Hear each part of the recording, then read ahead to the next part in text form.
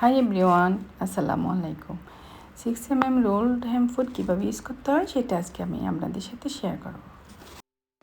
Hamming food বা পিকো food দুই রকমের হয়ে থাকে। তো চলুন এই দুইটার ডিফারেন্স আমরা জেনে নিই। এখানে একটা হচ্ছে 3 রোলড হ্যাম ফুড আর একটা হচ্ছে 6 রোলড হ্যাম ফুড। তো এর আগে আমার চ্যানেলে 3 রোল হ্যাম ফুড বা পিকো ফুডের ভিডিও আপলোড করা আছে, আপনারা দেখে নেবেন। দেখুন, এটা হচ্ছে 3 রোল হ্যাম ফুড। এটার পিছনে একটা গ্যাপ দিয়ে আছে, আর সামনে দেখুন এই পয়েন্টে কাপড়ের অ্যাসটা দিয়ে স্টিচ করতে হয়, ঠিক আছে।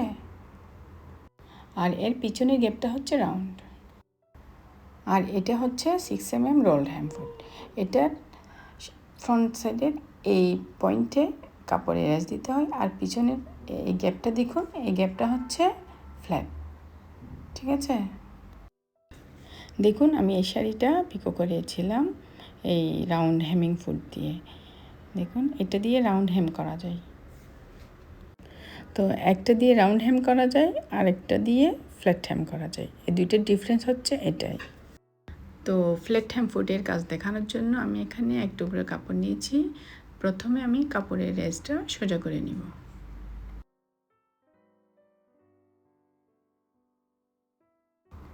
তো কাপড়ের বাঁকা অংশ সোজা করে কেটে নেওয়ার পর এখন কি করব দেখুন, কাপড়ের রেসটা এইভাবে প্রথমে একবার ফোল্ড করে আঙ্গুল দিয়ে প্রেস করে আর একবার ফোল্ড করবেন, ঠিক আছে।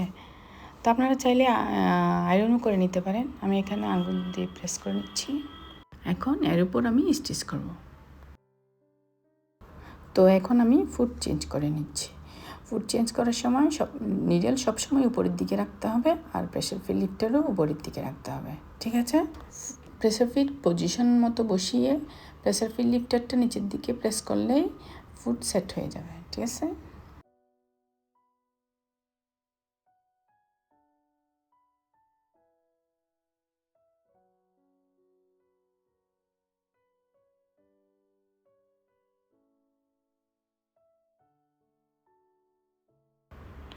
প্রেসার ফিট সেট হওয়ার পর আমি নিডলের থ্রেডটা একটু লম্বা রাখবো। এরপর ববিনের থ্রেড আর নিডলের থ্রেড দুটো পিছন দিকে টার্ন করব। তো দেখুন, আমি কাপড়টা দুইবার ফোল্ড করে নিয়েছি। এখন আমি স্টিচ করব। সেই জন্য আমার থ্রেড টেনশন থাকবে 4-এ, আর স্টিচ প্যাটার্ন থাকবে স্ট্রেট স্টিচ বা নর্মালে, আর স্টিচ লেন্থ থাকবে 3-তে, ঠিক আছে। প্রথমে আমি দুই একটা স্ট্রেট স্টিচ দিয়ে নিচ্ছি। এরপর কাপড়ের ফোল্ডেড এজটা এই পয়েন্টে দিব। আপনারা ভালো করে দেখুন, এই পয়েন্টে দিয়ে আমি স্টিচ শুরু করব। ফ্যাব্রিকটা টেনে রাখতে হবে উপরের দিকে।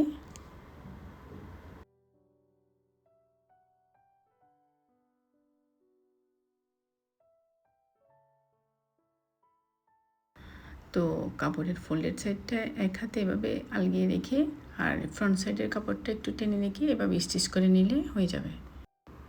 তো আসলে ফ্ল্যাট হ্যাম ফুট আর রাউন্ড হ্যাম ফুট দুইটাই কাপড়কে রোল করে।